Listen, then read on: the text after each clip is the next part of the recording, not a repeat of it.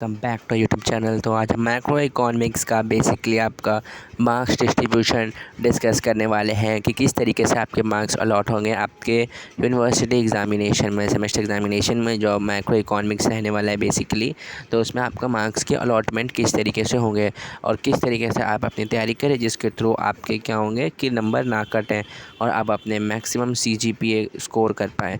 No doubt जिन बच्चों के first semester में अच्छे नंबर नहीं आए होंगे और जो अपने फ्यूचर की प्रिपरेशन कर रहे होंगे उनके लिए भी ये इम्पोर्टेंट रहने वाला है। तो इसमें हम आपको डिस्कस करने वाले हैं कि वही मैंने बताया कि कौन मार्क्स अलॉटमेंट कैसे होगा। तो बिना किसी देरी के हम स्टार्ट करते हैं। तो देखो, मार्क्स अलॉटमेंट में बेसिकली आपको पता होगा कि आपका बेसिक कितने नंबर का पेपर होगा। देखो, आपने यहाँ पे पढ़ लिया होगा। देखो, 30 नंबर का आपका होगा इंटरनल असेसमेंट, ठीक है। 40 नंबर का होगा आपका कंटिन्यूस असेसमेंट, ठीक है। और एंड सेमेस्टर एग्जामिनेशन आपका कितने नंबर का होगा? 90 नंबर का होगा। देखो, जो मैंने आपको हाईलाइट किया ना, ये इंपॉर्टेंट रहने वाले हैं कि कैसे आपके मार्क्स अलॉट होंगे।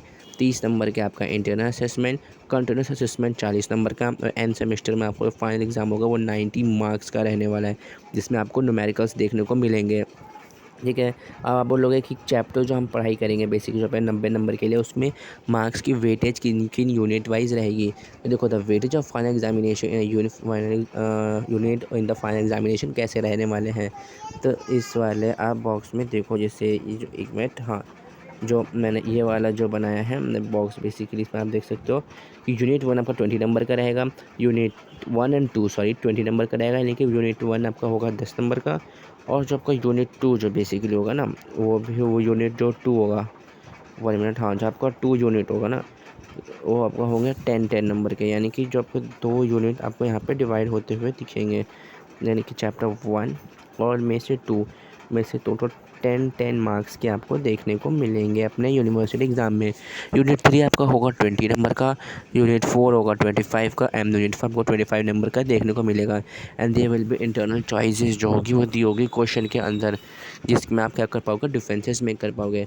अब देखो, इंटरनल असेसमेंट में स्कोर कैसे करोगे, आपकी अटेंडेंस अच्छी होनी चाहिए, ठीक है। जिसमें आप क्या होगा, टीचर जो आपको 30 नंबर कैसे अलॉट करेंगे, वो आपको एक 1 क्लास टेस्ट लेंगे 12 नंबर का। तो आपको ये ध्यान रखने का, आप उसे फॉरगेट ना कर पाओ।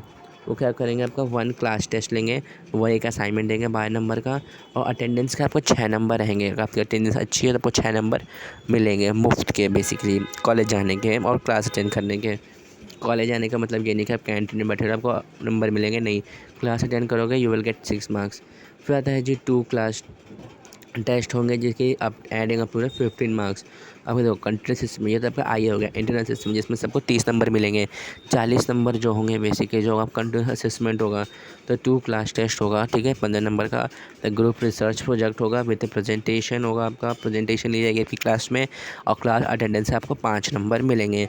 तो टोटल 5 क्लास अटेंडेंस के ही आपको 11 नंबर आपको मिलते हुए यहाँ पे दिखाई देंगे।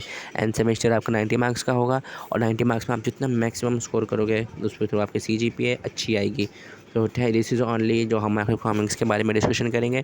Thank you for watching and best of luck for examination, and don't forget to subscribe before going.